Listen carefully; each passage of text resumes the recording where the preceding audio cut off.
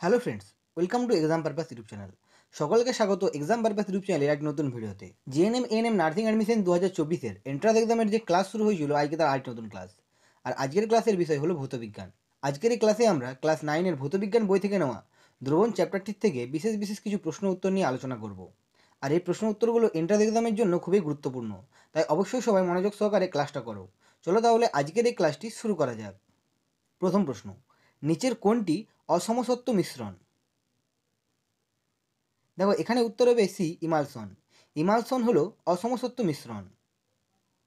2 নম্বর প্রশ্ন, দাড়ি কামানোর ক্রিম কোন ধরনের কলয়েড দ্রবণ? এখানে উত্তর হবে সি, তরলের মধ্যে কঠিন। দাড়ি কামানোর ক্রিম হলো তরলের মধ্যে কঠিন কলয়েড দ্রবণ। 3 নম্বর প্রশ্ন, মিল্ক অফ ম্যাগনেসিয়া হলো, অর্থাৎ নিম্নোক্তগুলির মধ্যে কোনটি মিল্ক অফ ম্যাগনেসিয়া? তো এখানে উত্তর হবে ডি, প্রলম্বন। প্রলম্বন হলো মিল্ক অফ ম্যাগনেসিয়া।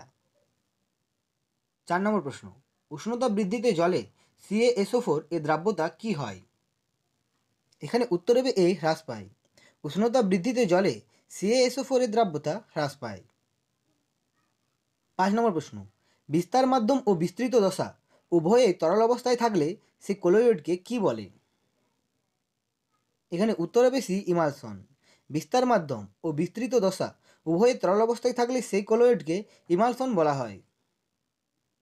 6 নম্বর প্রশ্ন, একটি বহুমুখী দ্রাবক হলো, এখানে উত্তর হবে সি, জল। একটি বহুমুখী দ্রাবক হলো জল।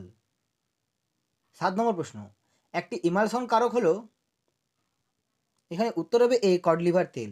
একটি ইমালসন কারক হলো কড লিভার তেল। 8 নম্বর প্রশ্ন, একটি কঠিন এরোসল হলো, এখানে উত্তর হবে ডি, ধোঁয়া। একটি কঠিন এরোসল হলো ধোঁয়া। 9 নম্বর প্রশ্ন, গ্যাসীয় বিস্তার মাধ্যমে উপস্থিত তরলের বিস্তৃত দশা হলো, এখানে উত্তর হবে ডি, এরোসল। গ্যাসীয় বিস্তার মাধ্যমে উপস্থিত তরলের বিস্তৃত দশা হলো এরোসল। 10 নম্বর প্রশ্ন, উষ্ণতা বৃদ্ধিতে দ্রাব্যতা প্রায় একই থাকে যে পদার্থের, সেটি হলো, এখানে উত্তর হবে সি, NaCl। NaCl এর উষ্ণতা বৃদ্ধিতে দ্রাব্যতা প্রায় একই থাকে। 11 নম্বর প্রশ্ন, নেল পলিশ তুলতে প্রদত্ত কোন দ্রাবকটি ব্যবহৃত হয়? এখানে উত্তর হবে সি, অ্যাসিটন। নেল পলিশ তুলতে অ্যাসিটন দ্রাবকটি ব্যবহৃত হয়। 12 নম্বর প্রশ্ন, কোন ক্ষেত্রে টিন্ডাল এফেক্ট উপস্থিত? এখানে উত্তর হবে এ, স্টার্চ দ্রবণ। স্টার্চ দ্রবণের ক্ষেত্রে টিন্ডাল এফেক্ট উপস্থিত। 13 নম্বর প্রশ্ন, তেলে জলে ইমালসনের উদাহরণ হলো, এখানে উত্তর হবে এ, কোল্ড ক্রিম। তেলে জলে ইমালসনের উদাহরণ হলো কোল্ড ক্রিম। 14 নম্বর প্রশ্ন, নিচের কোনটিতে সালফার দ্রবীভূত হয়? এখানে উত্তর হবে বি, কার্বন ডাইসালফাইড। কার্বন ডাইসালফাইডে সালফার দ্রবীভূত হয়। 15 নম্বর প্রশ্ন, অনার্দ্র কপার সালফেট কী ধরনের পদার্থ?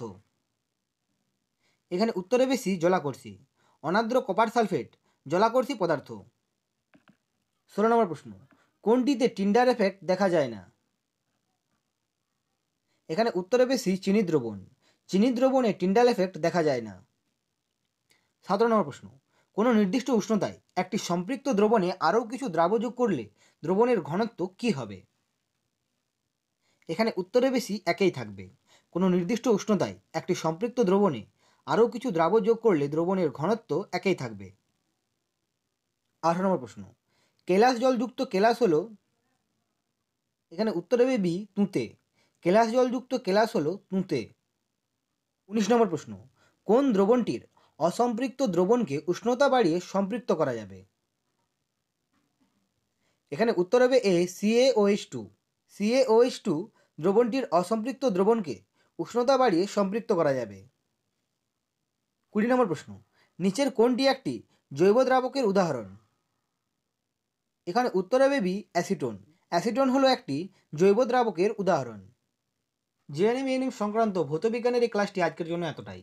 এই ক্লাস সম্বন্ধিত তোমাদের কোনো প্রশ্ন থাকলে অবশ্যই আমাকে কমেন্ট করে কমেন্ট বক্সে জানাও। আমি সেখানে তার যথাযথ উত্তর দেওয়ার চেষ্টা করব। আর আজকের এই ক্লাসটি যদি তোমাদের উপকারী মনে হয় তাহলে অবশ্যই বন্ধুদের সাথে শেয়ার করো। আর আমার পরবর্তী ভিডিও নোটিফিকেশন সবার আগে পেতে অবশ্যই সাবস্ক্রাইব করে রাখো। চলো তাহলে আবার দেখা হবে পরের ভিডিওতে। ধন্যবাদ। সকলে খুব ভালো থেকো।